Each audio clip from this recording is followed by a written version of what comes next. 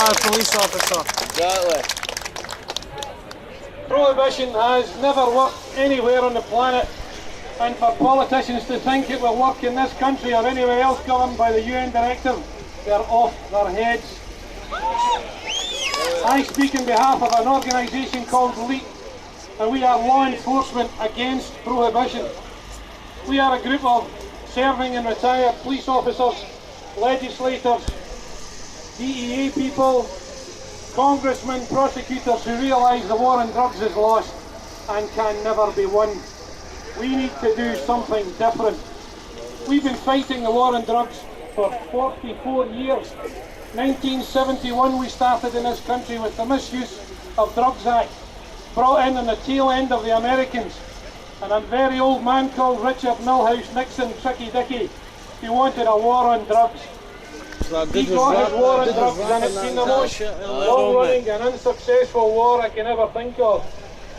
What it's done is put control of the drugs market into the hands of criminals. They are the people who will decide what your drugs are cut with, what the strength, the purity, the effect will be, and whether or not they'll give it away to your kids. That's not right. There's a huge amount of money in illegal drugs. If you look at the drugs market across the world, drugs are currently worth about $320 billion a year. That puts it just behind oil and just ahead of the arms trade. And who controls that? The criminals control that. The bad people. And we spend a tremendous amount of money and time and effort and energy fighting the drugs war, and we are not making a blind bit of difference. I joined the police in 1975, long before many of you were born, and we talked about a tenner bag in 1975, and I left in 2007 and we were still talking tenner bags. If inflation had kept pace, we would have been up at £147 a bag. That isn't happening. You all know, and every drug worker, every social worker, and even the tourists, the Police Scotland's finest who are patrolling here today, know that within, I was going to say within 200 yards of here you can get anything you want. You don't actually have to go that far to do it. What people have to remember is that drugs are a choice. They are a lifestyle.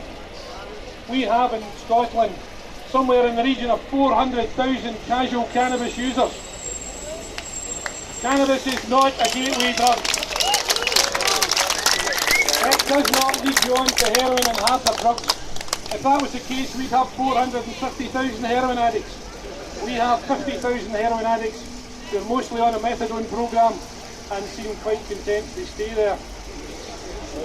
The Scottish Executive in 2009 supplied 300,000 litres of methadone, which makes them the biggest drug supplier in Scotland.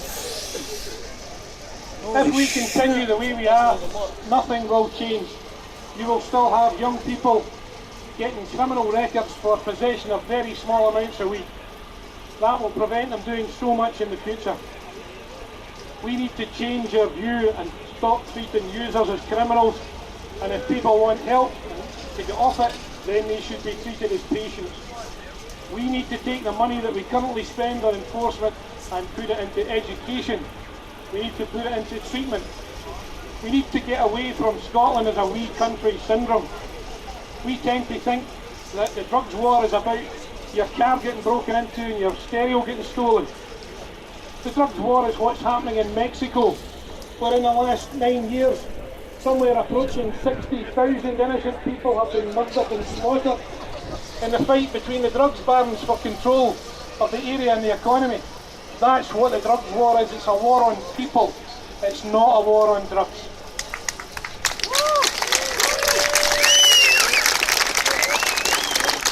We went into Afghanistan.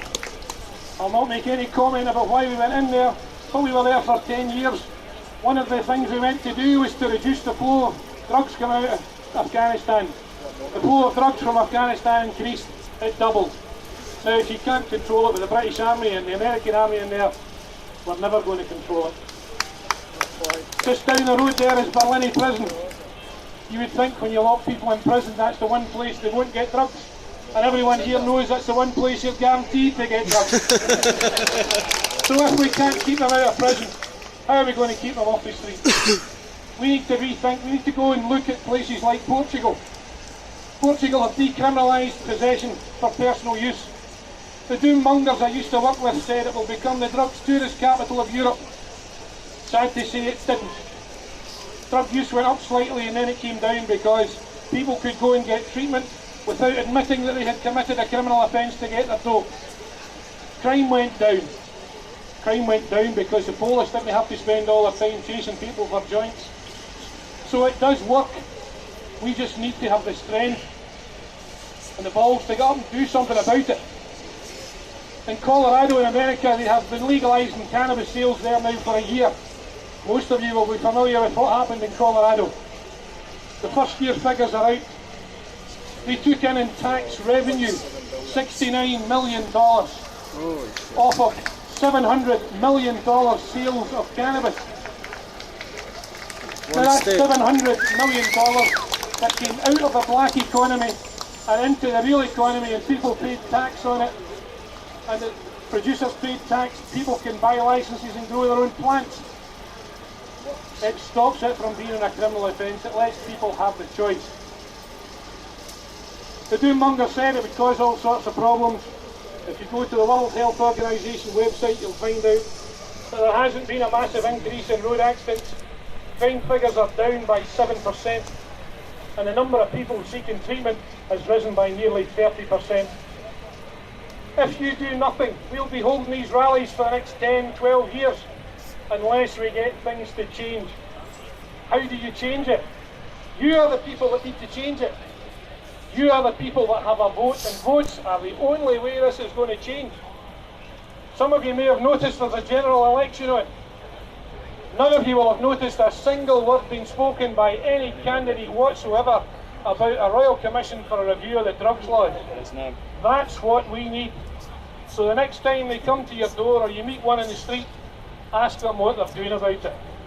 And I'll be surprised if you get any kind of answer. The reason that we want to legalise not just cannabis but every other drug in the market, from Leak's point of view, is that if you want to sniff it, snort it, inject it into your body through whatever orifice you choose, then provided you are over 18, you know the strength, the purity, the effect and your responsibilities, you should be allowed to do that. People say there's a huge danger from drugs.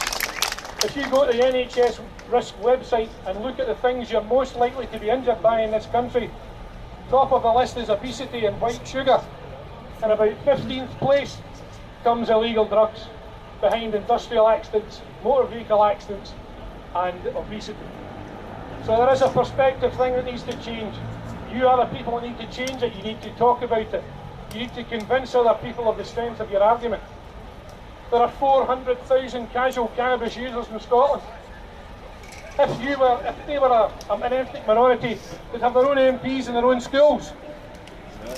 We need, or you need to get together as a group, question your MPs, pressure them, get them to change it by votes, because votes is what will make the difference. We also need to look abroad to what other people are doing. If you look in Switzerland, Switzerland have been giving heroin to heroin addicts for the last 9 years. They haven't had a drugs death overdose from heroin in the 9 years. Because people know what they're getting, what the purity is, what the strength is, what the effect will be, and they can manage their lives. That's what it's about. The government is not here to prohibit what you do. If they were going to prohibit things that harmed you, the first thing they would ban is alcohol, and the next thing they would ban is tobacco. More people in Scotland die from that than will ever die from the effect of drugs. So all those people who have said about today's event, it's the law, you can't smoke cannabis in public, they're the same people who 150 years ago, when slavery was about, said, aye, it's okay, it's the law. Things need to change. You are the people who will change it. Thank you very much for listening. Have a great afternoon.